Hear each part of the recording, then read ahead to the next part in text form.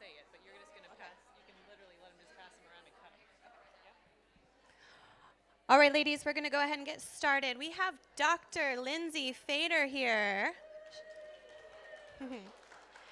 She is a mom, a wife of 2 daughters. She has quite the laundry list of background in physiology and physical therapy and women's health, and gosh, the list goes on, doula, all these amazing things. And she is the owner of the Pelvic Advantage.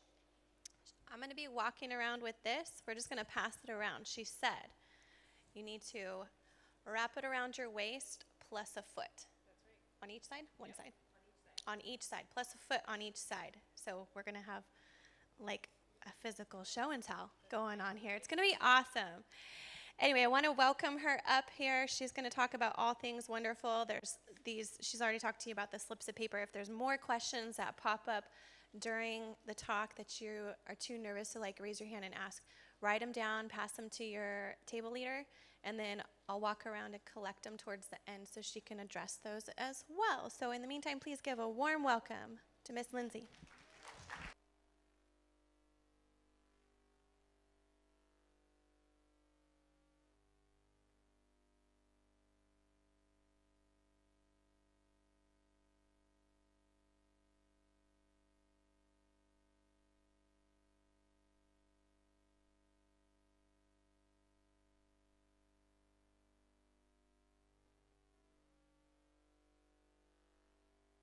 Okay.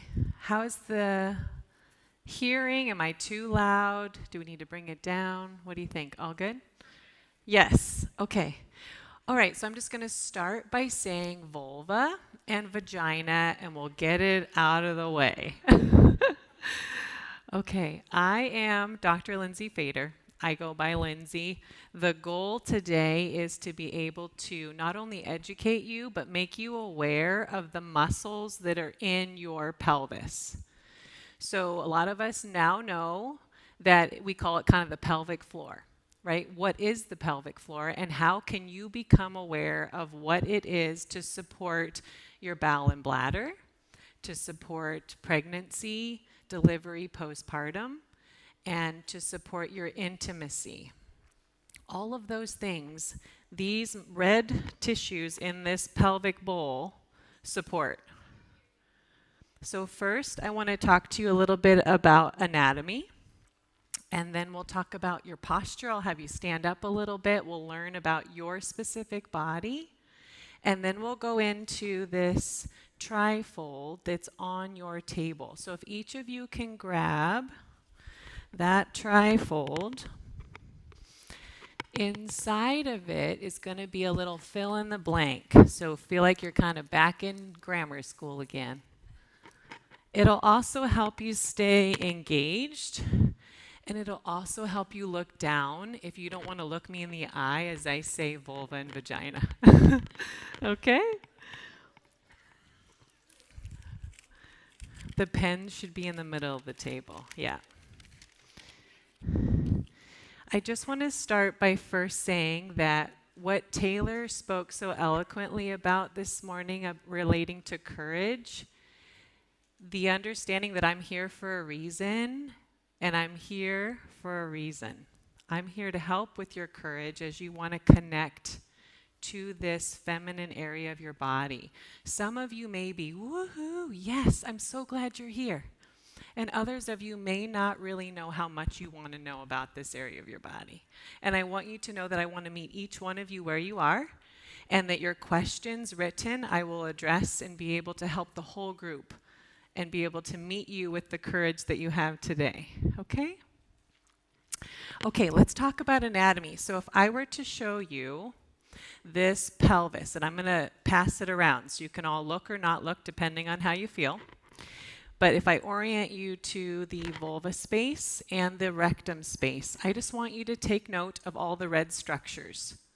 You have 3 layers of muscles in your pelvic floor. What that means is the bowl of muscles that are supporting you, there's 3 different layers. as you go into the vaginal opening through to the cervix. You've got lots of muscle support. But a lot of us have no idea what to do with those muscles, or that we even can have control of them. So when I think about these red structures, it's not that they're two-dimensional. I want you to think that it completely covers the inside of this pelvic bowl, okay? And then in addition, the muscles also support your vulva. So if we talk about the terminology, if we're saying what we see on the outside of your body, this is the vulva. Your labia, the hole that you can see, your perineum is the space between where the vagina stops and the rectum starts. And the awareness is that these muscles also support how you feel here. So if we talk about a vaginal delivery, for example, baby's got to come down into these muscles need to lengthen, and the baby needs to come out here. If we talk about a C-section, we have an incision, and these muscles are going to respond to that abdominal wall being cut through, and now you have to learn how to connect to these muscles again. So the goal is, how much can I educate and empower you today to know what to do with these muscles so that your life can be enriched in all the right ways as it relates to your feminine health? So I'm going to pass these down. If you're like, I don't even want to touch her, it's okay. But I want you to be able to just kind of get your hands on it and see, oh my gosh, look, I've got a ton of muscles down here, no different than my leg or my arm. I really see it as just one more muscle system to be aware of, especially for us ladies. So I'll give you these. Perfect. Yeah. Oh. Is that better? Better there? Can you still hear me? Oh, yay. Okay, is that better? Okay, good. Okay, while we are passing around the models, if you have a moment, and you can, please stand up. We're going to talk about happy bunnies and sad puppies right now. And what I mean by that is, how do you stand at rest? Are you a happy bunny, like you're showing your tail off? Or are you a sad puppy, like you're tucking your tail underneath you? So take a minute and just kind of go, oh, and that's what you reside with. And then try to go into one and try to go into the other. And the goal is that it's not a whole body movement, it's just a pelvic movement. Can you even do that? So if I were to say, how many happy bunnies do I have out there where you feel like at baseline, I love sticking my tail out? Yeah, love it. And if I were to say, how many sad puppies where you're like, yep, I've been nursing and holding for days and I'm here all day long? Yes, not uncommon. So the reason I want to bring it to your attention is because the goal is to be in a pelvic neutral, meaning in between the two. So if you're a happy bunny, I want you to think just a tiny bit of a tuck. And now your pelvic floor only will do what it's meant to do, and your abdominals can be activated so much better. If you're a sad puppy, I want you to think about chest up. And that's now going to put you in more of a neutral pelvis without even having to worry about what's going on down here. Now your pelvic floor is in a better space, and you're better to activate your abdominals. Okay, in this position, everybody try to find their neutral, so I'll give you a second. So again, if you're a bunny, you're just tucking it a little. And if you're a puppy, you're bringing chest up. Yep. You're fabulous, managing it all. Okay, in this position, everybody take 2 fingers, put them on the insides of your hip bones. So feel your hips in the front. Yep, and then just roll in ever so slightly. So you should still feel the bone right there, but you're right on the inside. Take a breath in, and on the exhale, see if you can create a little tension right there. So it may feel smushy when you're just relaxed, but can you activate or create tension? And I love it. I see a lot of furrowed brows. You're all working really hard. This is your deepest abdominal. If you're like, I got no clue what you're talking about, I will put my hands on you before I leave if you want to learn. But the understanding is that this muscle is super important to support your torso so that your pelvic floor is not clenched all day long trying to hold you together. So if you're like, when we insert our special person when you're intimate, it's really hard to get it in. Or I have to push to start the stream of urine. It doesn't just start. Or I have a really hard time having a bowel movement. I have to really bear down. Your pelvic floor is likely holding so tight all day that you're then asking it to lengthen. You don't know how to do it yet, so it's just staying contracted. So this muscle in your neutral pelvis between your bunny and your puppy is what is the first starting point to be able to start to hold yourself up from here instead of down here. Okay, everybody take a breath. We doing okay? Yeah. I often promise to exhaust the mind before the body because you just got to connect to tissues that you haven't connected to in 20, 30, 40, 70 years, right? Next, while you're standing, and then I promise we'll sit after this, if you have the pink streamer, please grab your pink streamer.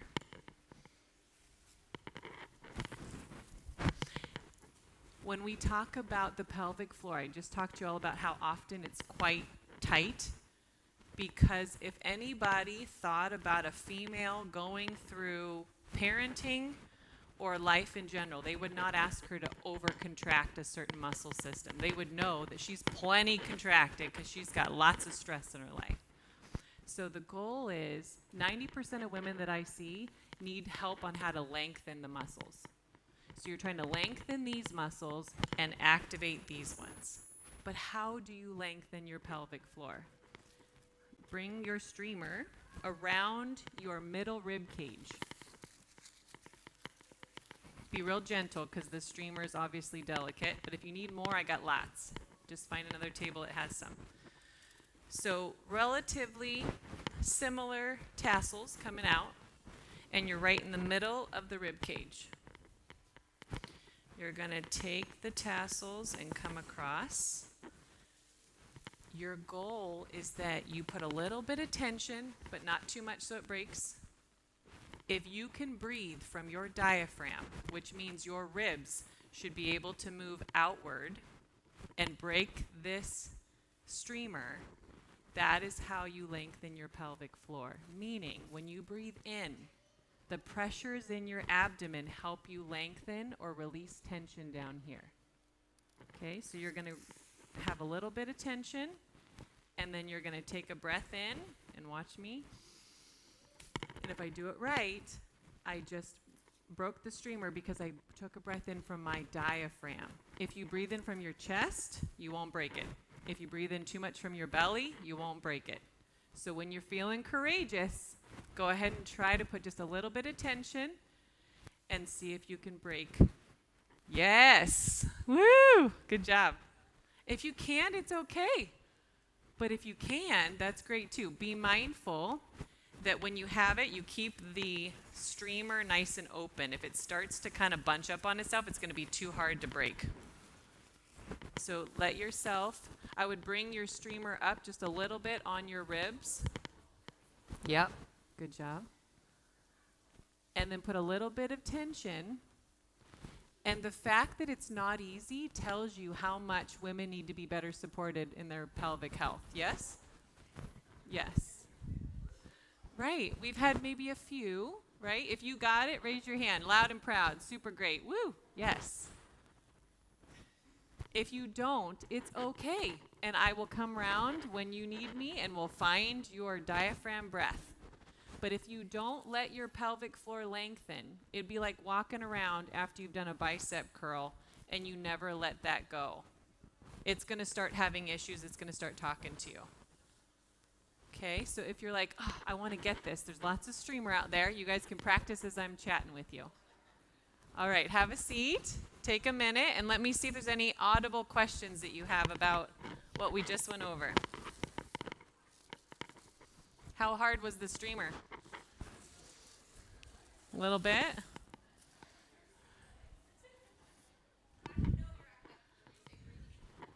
Yes. Love it. So the question was, how do you know you're breathing from the diaphragm as opposed to the chest and the belly? What I love is to have you lay, if you ever have time alone, and granted, we probably have all of 2 minutes and 33 seconds a day, right, when we're alone. And it doesn't include the bathroom, right? Lay down and allow yourself to close your eyes and put your hands like two C's on your ribs.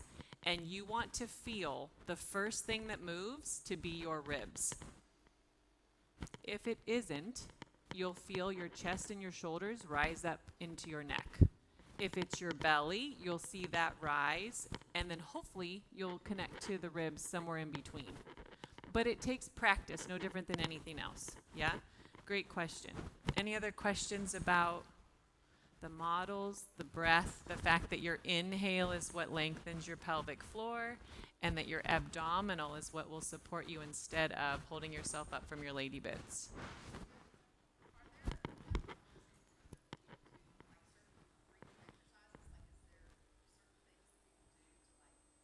Lengthen? Yes. So whenever someone learns how to do their pelvic health breathing, which is literally starting your breath from here and trying to breathe in for 15 to 20 seconds, which is a long time, the person always asks me, do I have to do this kind of breathing all day long? And it's no. There's different kinds of breath based on what you're doing in the day, right? If you're going for a run, I'm not going to expect you to take 20-second inhale breaths. It's not going to happen, right? But the practice comes in. Let's say you work from home and you're on the computer, and in between Zoom calls, you notice that, oh man, that was quite a tense conversation we just had. I can feel my shoulders, I can feel my tension. Your pelvic floor responds to whatever's happening in your shoulder and neck space.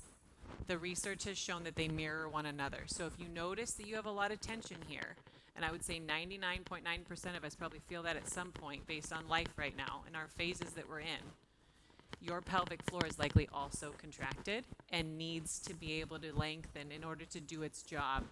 And what I mean by that is, let's say you have to pee.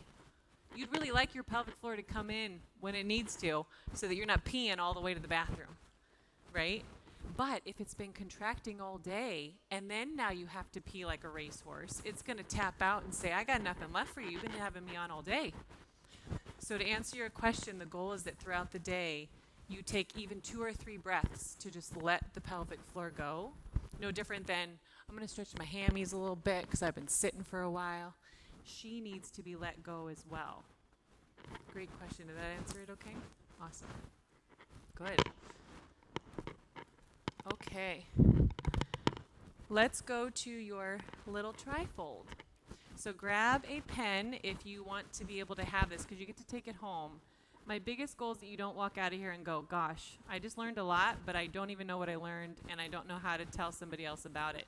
You've got this now to be able to refer to so that you don't hopefully forget or that you have a remembrance.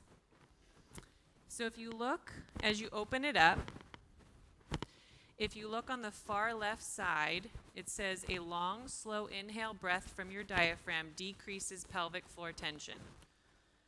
If you read that, based on what I just spoke about, does that make sense? Yeah. The inhale is the connection to the lengthening or the decreasing of tension. And then conversely, the pelvic floor needs to hold our organs up, right? The pelvic floor needs to not let things fall out. We want to have a potential orgasm, which takes pelvic floor contractions. So the pelvic floor returns to its supportive state when you exhale. So knowing that every time you take that beautiful 15 to 20 second inhale, as you exhale, the muscles hopefully just go right back to where they're supposed to be able to hold your organs without additional tension that you don't need. Okay? So if I were to liken this to pregnancy, what do you think, if I were to say, related to your pregnancy, if you've had one, and your pelvic floor, what muscles do you think help hold your uterus and your baby? Pelvic floor is one of them. That's right. Yep. Abdominals. Yes. And then the third one people usually don't necessarily connect to, but let's try. It's on the back side of you. Yeah, your glutes. Beautiful big muscles that are just adjacent, next door neighbors to the pelvic floor. So if you think about your abdominal and your glutes, the stronger they are in the best ways, meaning they're not just tight because you're holding all day, but you've actually learned to strengthen them properly, the less pressure the pelvic floor has to have to hold everything up. Does that make sense? So it's a buddy system. You don't want the pelvic floor to have to work too hard. So how do you do that? The pelvic floor is not going to let go unless it knows that someone else is going to help.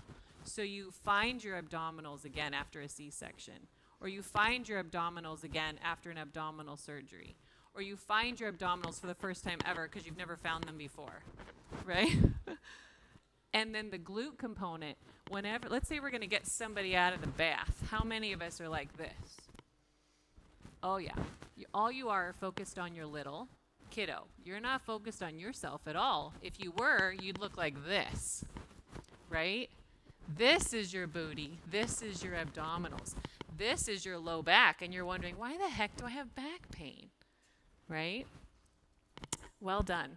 If we go to the next question, how do you think you support your pelvic floor while you're pregnant, during delivery, and postpartum? How can you support your body while you're pregnant? Love it. Not in the pelvic floor, but everywhere else, yes. She said strengthening exercises. So while you are pregnant, how many people do Kegels? Yeah. Why? Okay. I asked why you did Kegels, and she said, because I don't want to pee myself after the baby's born. Is there an assumption that your pelvic floor is weakening while you're pregnant? Because you don't do Kegels a ton, I would imagine, when you're not pregnant, or do you? You do? Okay, we do. Yep. Is there an assumption that that is the specific exercise that you need to do, and it's the only one? Yes. If you went to, let's say, a clinician or a friend, and you said, I'm peeing myself, I can't participate in intimacy, and I can't poop, what would they tell you to do? Kegels. How is it possible that all three of those things, which are not necessarily all related to one another, right? We're not going to poop while we're having intimate time, right? They're not related, and yet it's the only thing we tell people to do, because that's all, in my opinion, the individuals who created the idea of Kegels knew to do with the female body. Kegels are not wrong. Kegels are great, but who's ever taught you how to do one?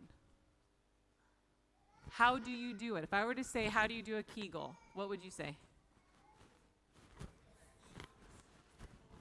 Squeeze, clench. Tighter and tighter, like you have to pee really bad. Would stop it, or is that what you said? Okay, that's a beautiful one that I love to debunk. When you are stopping your stream, you are telling your pelvic floor, I want to pee, so you're supposed to lengthen and open the pee hole. But now don't do that anymore. Go ahead and contract. So the pelvic floor goes, well, which one do you want me to do? So it's not uncommon that that type of an individual will also have to start the stream of her pee by pushing. How many of you say you push to start the stream of pee? So two things. One, we don't often have time. So you're like, toddler's coming in, baby's on the boob, right? And you're like, I just got to get this over with. So one thing is to give yourself time. That'll help with the pushing. The other is you've got to take that breath in to let your tissues lengthen and let that pee hole open. And your goal is that you want all of the urine that's in your bladder that's willing to come out. If not, you're going to be peeing 30 minutes later. And you're thinking, I just peed. Why am I peeing again? Because you confused your muscles down there. They say, am I supposed to lengthen or am I supposed to contract? They don't know which because you're trying to do both at the same time. Does that make sense? Yes. Love it. Yes.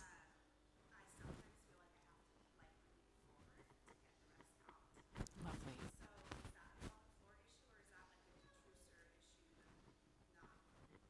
Great question. For those that didn't hear, When we are seated on the toilet going pee, how many of you feel like, okay, I've gotten it out, but I feel like there's a little bit more in there? And so you either do a wiggle, or you're bending, or you stand up, and then you sit down, you kind of see if there's more there.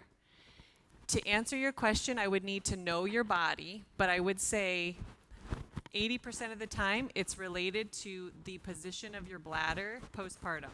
Have you had kiddos as well? Okay.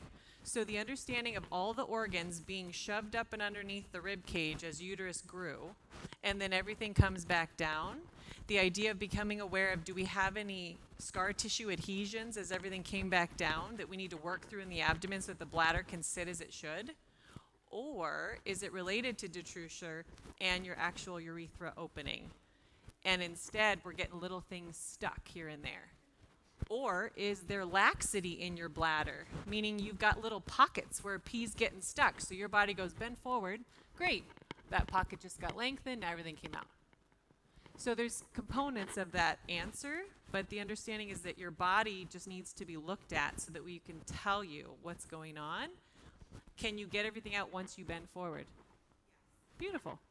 Oftentimes, women will find the same benefit standing up and sitting back down. And it's just while we're managing, where is the bladder, how's it doing? And then are those tissues actually lengthening to let you have a full empty? And then how much laxity do you have? Does that make sense? Did you have them all vaginally? Okay. Fair. Fair. The component where we were talking about whole body strengthening pregnancy, and I said yes, and accept the pelvic floor. The reason I said that is because yes, tension to be created is okay, but you want to learn how to lengthen your pelvic floor so that when your baby wants to come down and into the pelvis, you're not a tug of war with the muscles that you don't know what to do with. They're tense, baby and contractions bringing it down, and then your muscles respond in tension because it's uncomfortable. You want to work to be able to figure out the breath and that lengthening and make sure that the ribs are mobile enough to get the breath that you need. So the idea behind tension is great as long as it's not over tense and you don't know how to let it go. If you have prolapse, meaning that you have tissues that have descended lower than they should based on pressures, and that could be just, I had a really bad cold and I coughed a ton. I've never even had a kiddo, right? The understanding is that your tissues have to know that balance between strength and then not clenching around something, because that could also push something down further. Okay? There's a lot in there, so let your mind kind of absorb what you can. If we move on past pregnancy, for just those that maybe haven't had children, via their own body, when you lift weights, and what I mean by that is your kids, how do you do it? I've got 3 options there. Would you say you breathe in as you lift, you hold your breath, or you breathe out as you lift?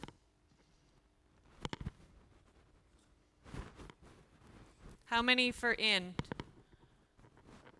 How many for hold? And how many for out? You guys like third, a third, a third. We're going to learn today. This is great. Okay, as you breathe in, what are we doing via the right breath? Lengthening or contracting? Lengthening, right? We're letting everything open.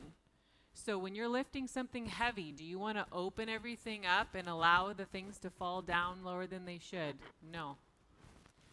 When you hold your breath, you're allowing for pressures to go wherever the next opening space is. This is closed. This is the only other opening hole.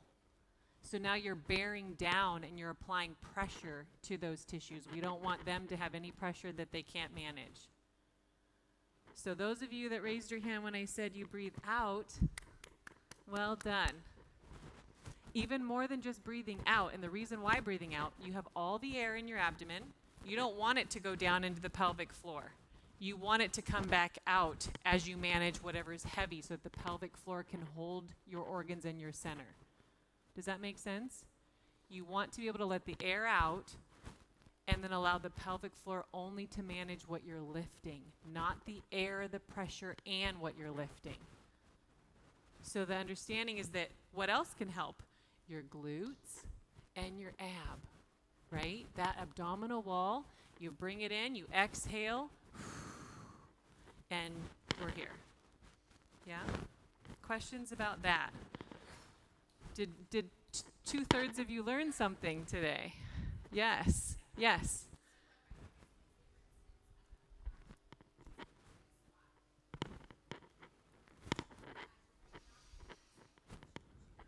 That is correct. If you don't know how to find your center in your glutes, you could slow it down, but you don't often have time when your 2-year-old is wanting you right then, right?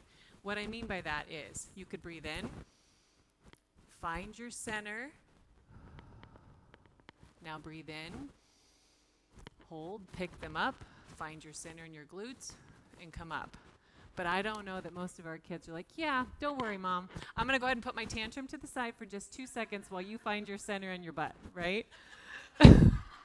So that in lies the training for pregnancy, the training for motherhood, right? I don't know when we find time for it, and I will own 12 years. I'm a runner. In 12 years, I did not run consistently until this year because I've got a 12 and a 10-year-old, and I put them way ahead of myself. Not that they're not still there, but I'm finding myself again, right? So I feel you there. But even if it's the water case that you got at Costco, right? That sucker's not going to throw a tantrum. So give yourself a minute and see if you can do it better. And then over repetition, your body will then start to do it better when you're picking up your toddler. Does that make sense? Trying to fit things into your life. Brush your teeth with your neutral pelvis. Right? Maybe your spouse goes, you're looking amazing. You're like, yeah, working on my pelvic floor. Right? And you're just trying to keep the ab on and the glutes on and breathe while you're brushing your teeth. 2 minutes, usually twice a day, and you've already gotten it done and you had to do it anyway. Right? Is this still messing up? Oh. Genius. Okay, let's try that. Is that better? What was that? Yes. That's right. I love it. Yes. Okay. Far right, with daily activities, exercise, and intimacy, your pelvic floor gets a functional workout. Meaning, you standing up with just gravity causes the pelvic floor to have to bring in some form of tension so that your bladder, your bowel, your uterus, things don't fall out, right? And that's great. When you're having intimate time, there are contractions if you're one of the lucky ones that can support your spouse in knowing how to reach an orgasm with you. Those contractions are work for the pelvic floor. It's a workout. And then if you're obviously having additional time to go to the gym or you're working on picking up the water case from Costco, the pelvic floor is coming in then too. But when do you ever lengthen the pelvic floor? If I were to say, raise your hand if you're like, yep, I know I've used her today, so I'm really going to take some time and I'm going to lengthen her and I'm going to stretch her out. You'd be like, I don't know how to do that, right? All you've got to do is put your fingers in 2 C shapes, put them on your ribs, grab your streamer, whatever you'd like to do. I often do it at night. Kids are in bed, hubby's right next to you, and you ask him to do it too. It's great for his pelvic floor. The understanding of taking a breath in, and if I were to show you the length, right? So somebody count like this. 1, 2, 3, 4. Ready? Go.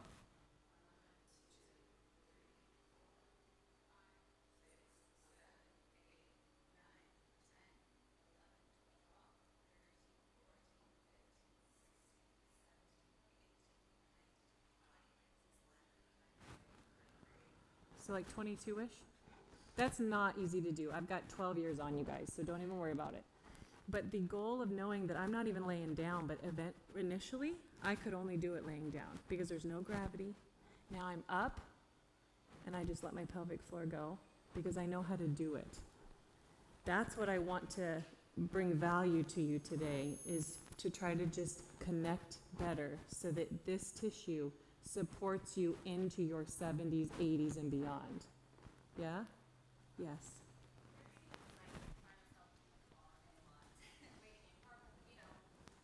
Great time.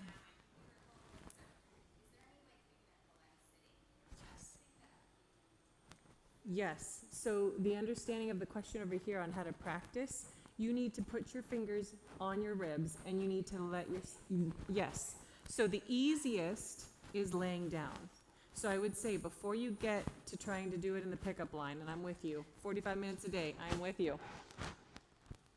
Let yourself do it laying down first without gravity so that you're just thinking about what you can do without the load of gravity on you. Then try it seated, calm. Then I would try it seated in the pickup line. Then can you do it standing during a presentation, right? You'll get there. But the understanding is that you want to not make it so hard for yourself that you tap out and go, I just can't do it, right? Yeah. So if I were to say how to perform a pelvic health breath, so there's 1, 2, 3. So if you want to know, so that when you look at this in a year and you go, oh shoot, what was that again? It's there. On line number 1, you're going to write inhale. On line number 2, you're going to write diaphragm or ribs, whatever resonates best with you. And then on line 3, you're going to write take your time. So to practice, I'll give you each maybe a minute to just see how does this feel for you. And I'll give you a huge hint. If you're taking air in through your nose at the slowest rate possible, meaning you're not, right? You'll run out of airspace real quick. You're giving yourself time. It's the amount of air coming in paired with where you're breathing from that is what is helping to lengthen her. So a lot of you may say, I got no clue if I'm lengthening, if I'm tense. I don't know what's going on down there. The beautiful thing about the breath is that because of the pressures in the abdomen, if you take more than 5 seconds, you will lengthen her. If you get 15 to 20, you'll get her full lengthening, which then will prepare you to contract when you've got to get to the bathroom and you don't want to leak. So take a minute. If you need the C's on your hands, great. If you need the streamer, great. If you're like, I'm just going to try it, great. Find your good posture. So if you're sitting in a chair, don't be here and don't be here. You still got to support yourself in that ideal pelvic posture so the pelvic floor is where it needs to be. And then try to breathe in and do your count. 1, 2, 3, 4, and see how you do.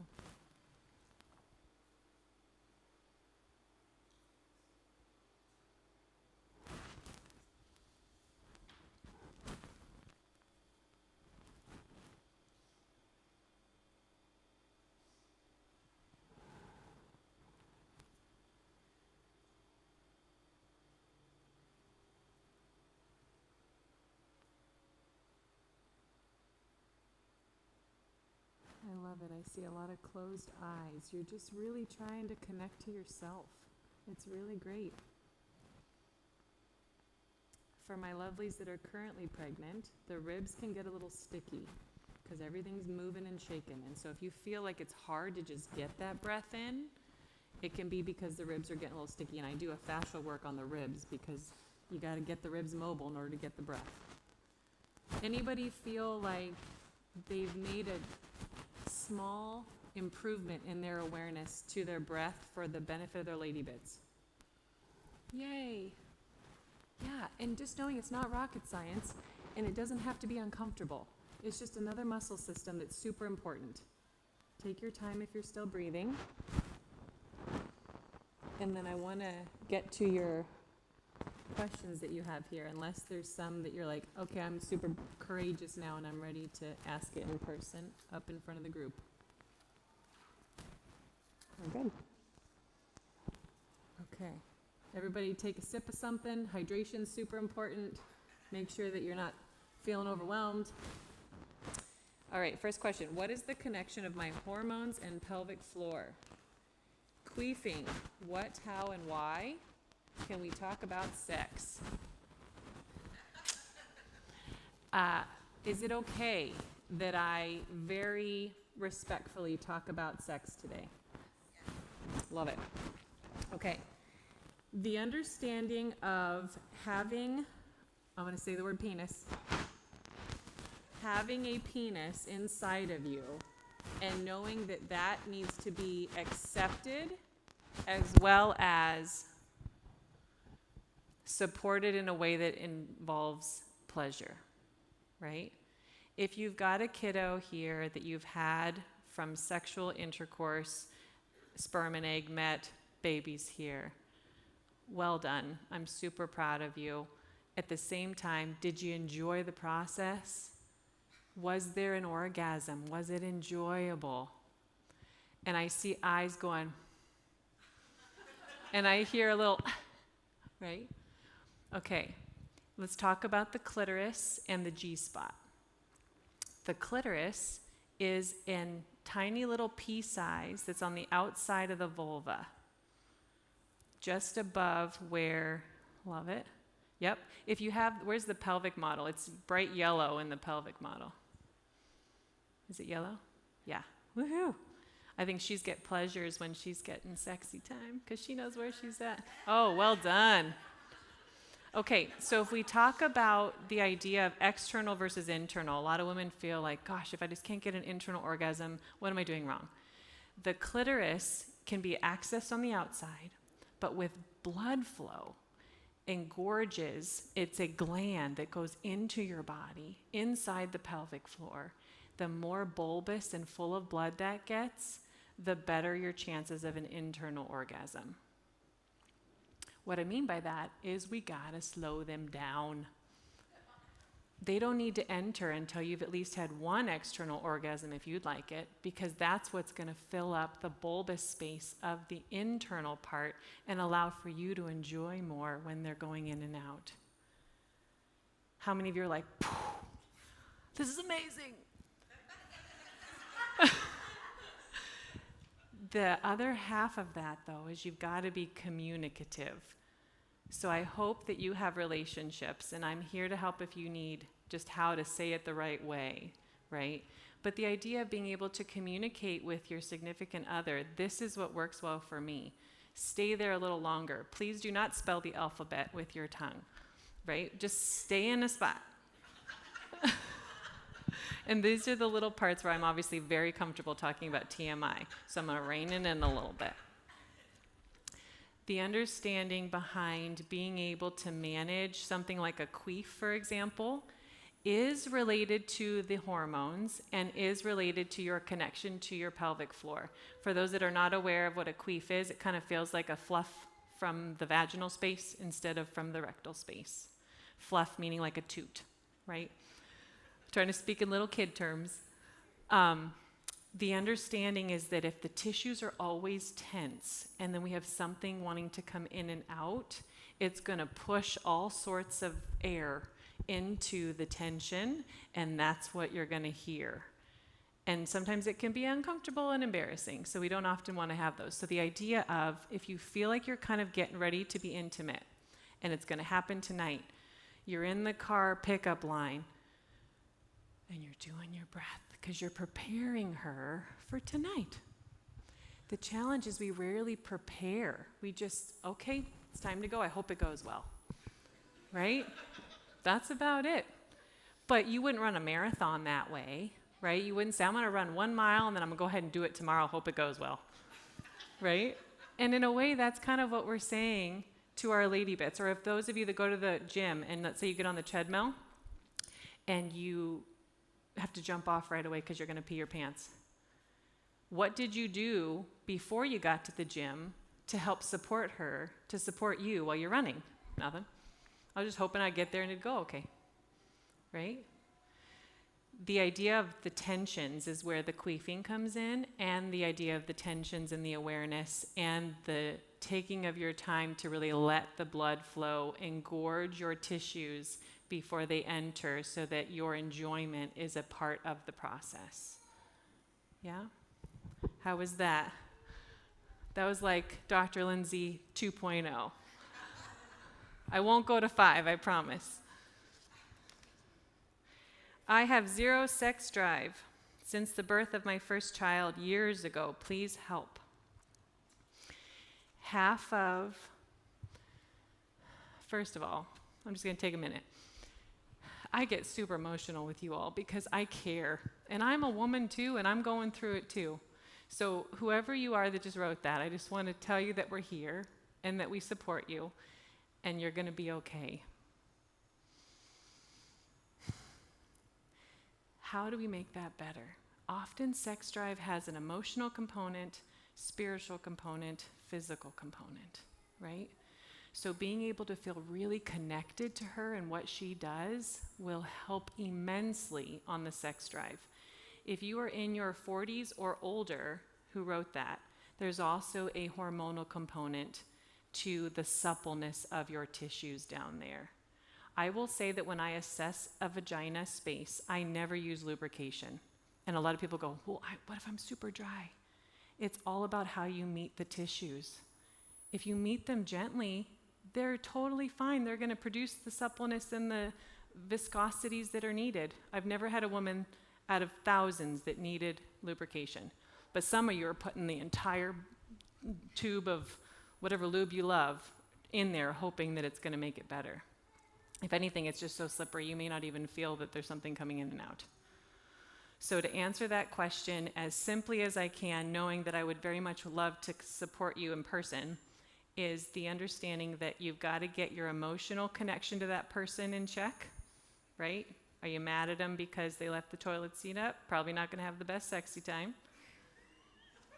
How's the spiritual part? How are we doing in terms of feeling grounded?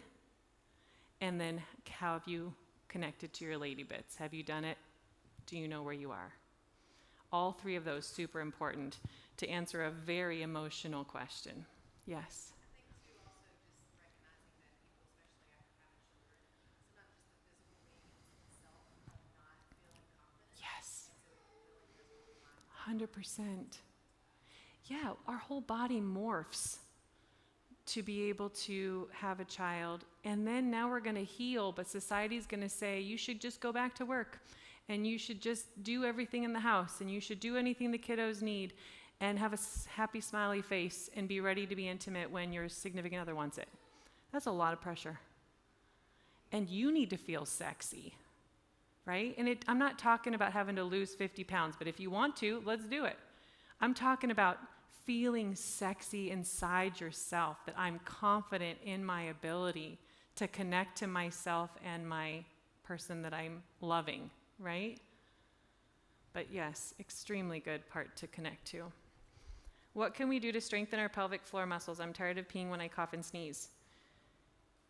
I'm going to let you all answer that. Do they need to strengthen, or what's the problem? Lengthening, probably. 9 times out of 10, there are women that have gone through some turmoil down there, and as a result, they have prolapse, and they really do need to figure out how to contract. But rarely do I have a woman who's not strong. It's that she doesn't know how to use the muscles because she was never taught how to do a Kegel. If I put pressure into one of those 3 layers and say push into my finger with that muscle, all of a sudden you're like, oh, dang, there's a muscle there. And you're doing it. So it's not that you're not strong. It may be that you don't know how to connect yet, and you don't even know how to turn those tissues on because you've never done it before. I lost sensation down there after having kids. Now during sex, there is not a lot of feeling. What can I do to help regain feeling? Excellent question. If this is an internal thing, meaning that penis is coming in and you really don't even know that it's there, that's one way that we can address, meaning that we need to figure out how your muscles can contract and open. Usually a lack of feeling is related to so much tension that it's putting pressure on the nerves that innervate that area, supply it with sensation. So you've got to learn how to be able to open and close to let those nerves do their job. The other component can be I've torn so much during a vaginal delivery, or during the cesarean, I had a spinal block and it just hasn't come all the way back yet. There's a lot of components to answer that question, but if it's just simply the idea of the tensions, work on that first. This is something I'm giving you today in terms of learning how to lengthen to be able to then connect to the contraction. Yes?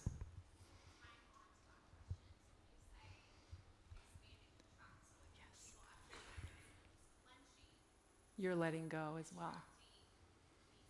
That's right. Yes. So her question was the idea behind balancing out that contraction and the releasing. Is that what I'm talking about? Yes. It's contraction, Kegel, and it's lengthening. The challenge is a lot of us will go here and then maybe go to here and go, yep, I'm all good. You don't even know that you have the rest of this. And you're wondering why the issue's there because you're thinking, well, I feel tension and then now I don't feel tension, but you're not aware of what lengthening is. Does that make sense too?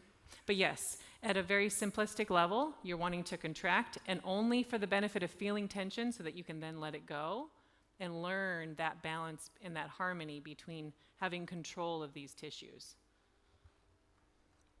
Post-birth, what timeline should we be fully recovered from everything? Great question. First of all, 6 weeks is hogwash.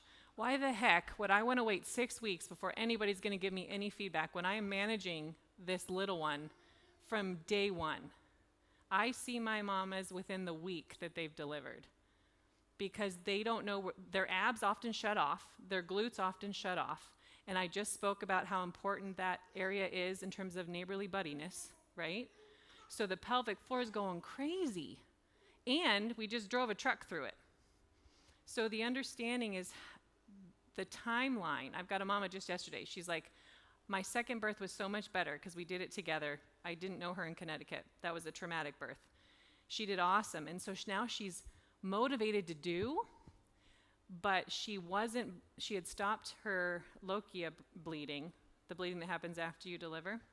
Her husband went on a trip last week, came back. Why did it come back? Because she was doing everything now. So she's like, I go on Instagram and I see all these people doing these postpartum exercises and I really want to just do it all. But then I try and, she's trying to do this with a band with both of my arms. And I just realized if I lay down and just do this, I'm much better. And I said, yeah, you learned this movement just to open up because you're here all the time. This was what you needed. This is too much if you're now bleeding when you weren't bleeding before, right? Your body is telling you what to do. So I will often meet the body where it is, and I tell her, you're going to strap your babe, because she's got a toddler, and you're going to hold onto that abdominal for 2 minutes a day and try to hold your baby from your abs. And that's the only exercise you're going to do, because everything else you're doing is an exercise. Your toddler needs you all day long. Your baby needs you all day long. You're doing so much just being out of bed, and she's 3 weeks right now, postpartum. So to answer the question, and I hate to say it's specific to every woman, but the understanding is that your body will tell you and you need to listen. You need to not do as much as possible unless you have to, and then if you have to, you need to get guidance. I had a mama that wore her baby and then had a dog that pulled. Her baby's 4 months. She had a horrible response to her deliver. And she's got to walk the dog, and she can't leave her baby in the house while she walks the dog. So now she's got 20 pounds, dog pulling. Where do you think her abs and glutes are? They're just trying to hold on, and the pelvic floor is gripping, and she's got tons of pain. And she's like, I don't know what to do. So I walked with her. We literally went on a walk.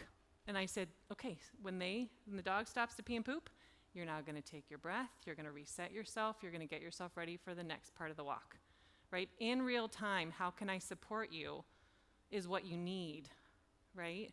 And then if you listen to your body and you don't want to just lay all the time, right? You've got to get yourself upright. I usually like the 5-5-5, 5 days in bed, 5 days on the bed, 5 days out of the bed. And then after that, you got to listen to your body and see what you can do in relation to your family dynamic. I got 2 more. I pee when I cough. Is there hope for me? Okay. Why does she pee when she coughs? So the question of how you lift weights, right? How you lift your kids. The middle one was hold your breath. What happens when you hold your breath? If you're holding here, it's got to go somewhere else, right? If your bladder's full and you're bearing down because you're coughing, right? The two of those together with the pelvic floor that's super tense, the pelvic floor is going to go, nope, not managing this today. You're going to go ahead and need a panty liner because I'm done. Instead of we've worked on the lengthening, So we're at a normal tension in the pelvic floor. You have a cough. You know where the abdominal is. You know where your posture can be better. You're no longer coughing here without an awareness. You're now here because your body has learned, and you're coughing, and the pressure that has to be created is okay. The pelvic floor says, I got you. You've been giving me love and attention. I know what my job is here. You're going to cough. I'm going to hold you. I'm going to tell you should go to the bathroom soon, but I'm going to hold you. Does that make sense? If you have a cold and you haven't been leaking at all, and you're coughing like the dickens for like 2 to 3 weeks, and you start to leak, don't be nervous. It will recover. It's the pelvic floor just getting overwhelmed, no different than your sinuses are overwhelmed and you got a bunch of snot, right? Pelvic floor's got a bunch of snot. As soon as it clears out, you're going to be good to go. Yeah? Not to say you're going to have discharge. That was more of a connection there. Oh, I love it. What? Well, we know each other, and she's fabulous. Any way to help pelvic floor physical therapy, any good exercises? Does menstrual cycle, you guys are so great. Does menstrual cycle change or become more intense? I've experienced increased abdominal cramping, feeling similarly to contractions often after having kids. Okay, so great question on the, well, it's a two-parter. So Jessica, am I okay for one more question? Where are you? I have until then?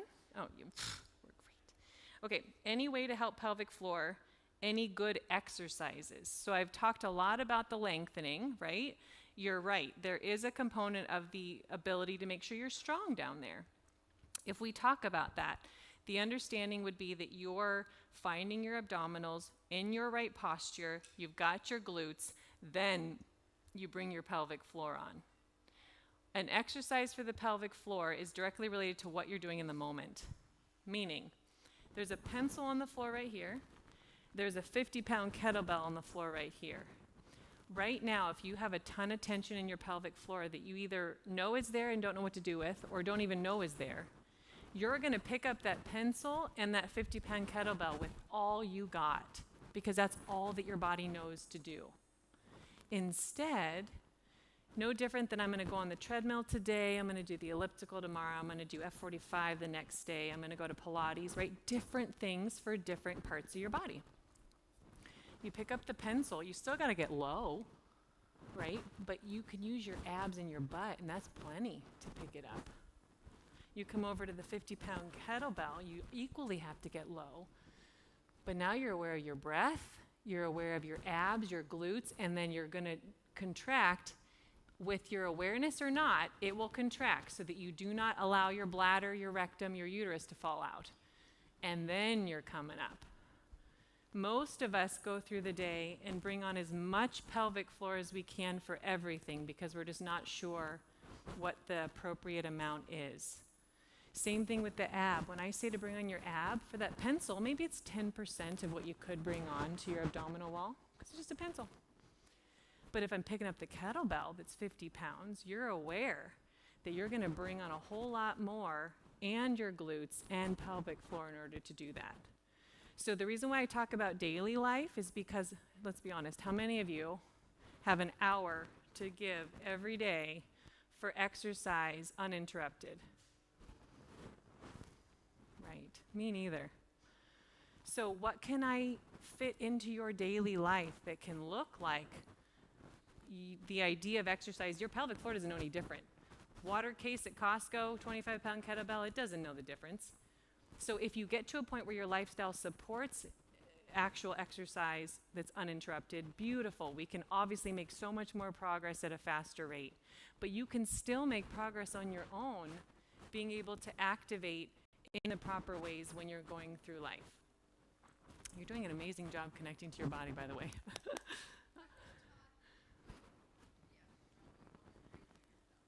Yes. The belly. Yes. You're trying to find your ribs. So you can still, she's saying that based on her past, she's learned how to breathe through her belly. My yogis are so similar. My yogi mamas, They learn how to breathe through that. They also think exhale is for savasana, which is like super relaxation. So they're like, well, why I breathe in and when I activate. So everything's a little backwards in that way. It's okay to breathe in through your belly still, but we need to have a rib component. If I were to bring it in 1, 2, and 3, first would be diaphragm, second belly, third chest, if you have to have an additional chest breath, meaning importance, if that makes sense. But for my yogis and my dancers and my singers, they need to continue that belly breath. So don't let me get rid of that for you. More just find the diaphragm as well, because the diaphragm is what's going to help lengthen here, will lengthen here. Yeah. I'm glad we connected because I didn't want it to be hard for you. That's right. And those are the little things that come about where you're thinking, I'm trying, but I'm missing something, right? And you all have my information on the back here, my phone, my email, and my Instagram. So you can send me a message at any time. Be like, hey, Lindsay, I was a part of your presentation. This is what's going on. It takes me 2 seconds to reply back, right? No problem. I want you to know that I'm here. Does menstrual cycle change or become more intense? I've experienced increased abdominal cramping after having kids. If we talk about the duration of time postpartum, that matters, meaning you're in your first cycle back from delivery versus you're 12 years out. The understanding that your body becomes really good at things pelvic floor after you have a baby because it's just been connected to in a way that's very intense, and that can also bring on an intensity. Your uterus is contracting little bits in order to get your uterine lining to come out as a period every month, right? Your uterus is contracting, but at an intense rate when you're delivering a baby. So the uterus goes, hold my cappuccino. I can do this even more efficiently because I've just delivered a human, right? And so sometimes you have to really connect to the breath and how your muscles are responding to the uterus to be able to give it some feedback on, I appreciated what you did on March 10th, 2020, but we don't need that every month, right? So it's very much a connection of, can you become aware of what your muscles and tissues are doing? And that is honestly why we have the discomfort down there and for so long, and we just manage because we don't know what to do about it. So why talk about it? Why deal with it if we don't know what to do?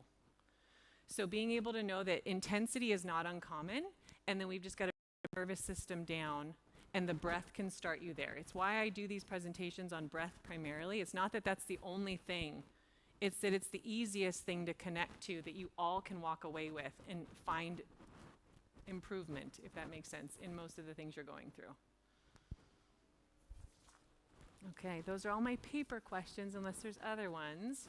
And we've got 5 minutes if you all have other thoughts, or if you're just like, I need 5 minutes to breathe. Yes. Yeah. Okay. Mm. Yeah.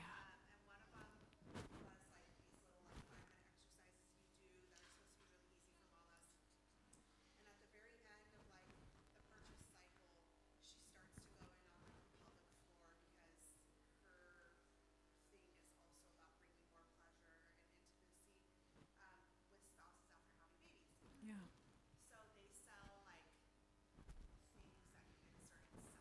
Yes. Yes. Right.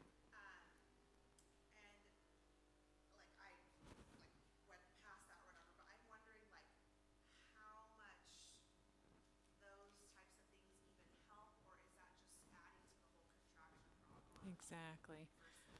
I would say the combination of pelvic floor awareness in addition to these weights has been an unfortunate combination, meaning that if women as a society, which I do believe in 10 to 15 years, we will know that the value of lengthening if we don't know it now. If you presented your pelvic floor with the awareness of function, and by that I mean function equals the ability to lengthen when you need to and contract when you need to. If you know that, these, meaning the Kegel weights, pelvic floor weights, are totally fine. Let's say you're into certain things in your intimate life and you really want to be able to hold more or contract around the person you're with.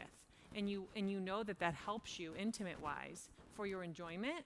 These things are great for that. But if you don't know what you're doing in that muscle system, it's only going to continue to contract the tissues more, and we're then going to have issues down the line because of it. Does that make sense? Yeah, great question though, because they're not all bad. And I mean, shoot, there's sex shops out there, right? There's a lot of things that have been invented. But can you use it in a way that really supports your connection to what you're able to do and what your goals are? The goals is the big component. I'm not just going to buy a Kegel weight because I'm leaking, because I don't know if the leaking is because I'm weak. I'm super strong, but I can't connect to my tissues. I'm super contracted. I need to learn to lengthen. We don't know what the issue is until we assess, and then we know if it's an appropriate thing to buy. Yeah. But everybody loves Amazon Prime, and I'm going to get it in 2 days. I'm just going to see if it helps, because you didn't know I existed, right? And by me, I mean pelvic floor therapists. My goal is to guide and educate more and more of those clinicians so that they can help more of you. Yes. Okay.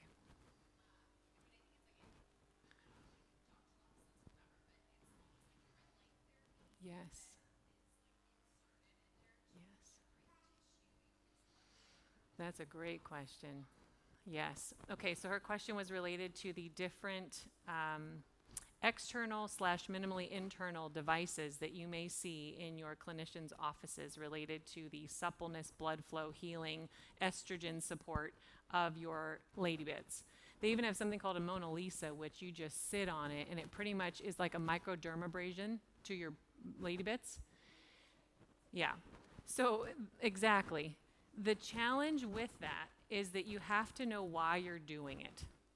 Not to say that anything is wrong or bad. If you are postmenopausal, have no estrogen in your body, and topical estrogen is not working for you, and you don't want to take oral or injectable estrogen, you need help if you want to still be intimate. You need help with the suppleness of your tissues.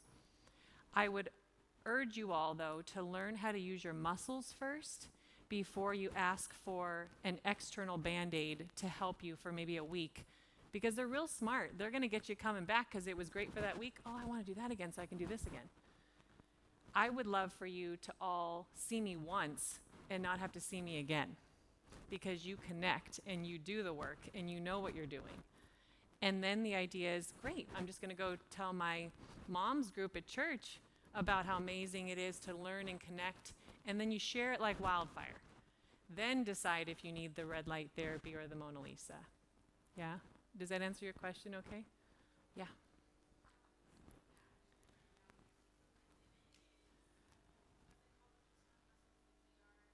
Diastasis recti. Yep. Okay. Okay. Yeah. What to do about it. I totally get you. And you know you have it so bad because someone has assessed you, or because you can see it? 4 finger widths? And do you know, is it deep as well, or is it just superficial? Meaning, how far in can you get your fingers? Okay. Okay. Crevice. Yes. Is it near your belly button? Yeah. Not uncommon, because it's where we were attached to our mamas, and that's the most vulnerable space. The questions related to the linea alba, which is that central line of connective tissue that your soft tissue, your six-pack ab attaches to, it is meant to lengthen because belly's got to grow. It is not meant to tear. It is not meant to have layers and layers of separation, and that is when we need intervention or help. For you specifically, or anyone who sees doming, coning when you're doing an abdominal exercise, or maybe you just don't feel connected to your abs, postpartum or not having kids, your goal is to find that deep abdominal I referred to. And I know it's an abstract unless you ask me specifically, then I'll teach you. But it is deep to your spinal level, wraps around like a corset to your spine. That muscle is deep. You can activate it. It is not vulnerable, so that you can allow these tissues to heal. So your goal is to figure out which abs am I using so that I then can allow those to support me and my pelvic floor and let these come together, and then I slowly learn how to use these muscles again.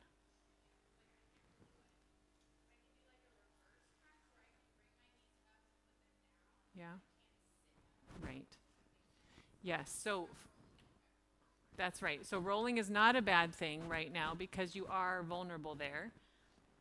But if you don't have to rush off, let me find your abs for you and let you figure out where you're contracting before you go to get up, and it may be night and day different. We'll try. It's okay. You can be nervous about it. Yeah.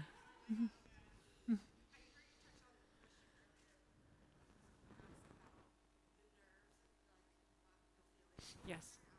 Yes.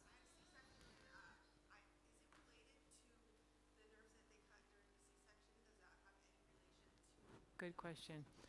The and when you say you can't feel, do you know if you're peeing and pooping? Okay. And do you know if a penis is coming in? If we've even gone there? Pressure? You feel pressure? Yes. Enjoyment and sensation. Are we talking enjoyment or just sensation? Okay. So with a C-section, no, they do not cut through the nerves that innervate or supply sensation to the pelvic floor. However, there is a numbing that has to happen so that they can perform it. Okay, so that may be what we're coming off of. Was it during the delivery of this little one? So giving yourself time, but also knowing that you're going to need to really connect to the function of contract. What does that feel like? Lengthen. Let's learn what that feels like so you can really get blood supply. And it's 1 millimeter a month for a nerve regeneration, meaning it takes too darn long for nerves to come back, but they do. Yeah. And the relaxin hormone is strong in you as you're nursing, and that just means everything's very loosey-goosey. The nerves themselves are not focused on being supple and ready for sensation. Your body's working on other things.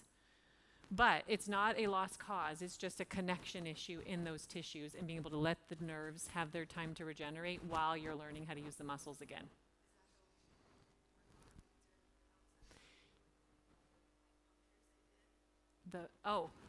Good question.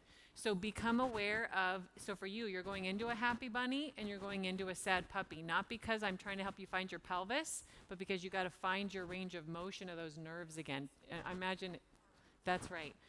So move right up to it. Don't go into the pain and then come out of it. And then just keep trying. And you eventually your body will lengthen and it'll let you do more and more and more. Right. So the other half is your abs have to be on. If they're not on, everything's hanging out and the back goes, whoop, we definitely don't want to be vulnerable now. Yeah. So we're talking abs, we're talking pelvic floor, we're talking nerves, we're talking, right, all the things. Yes.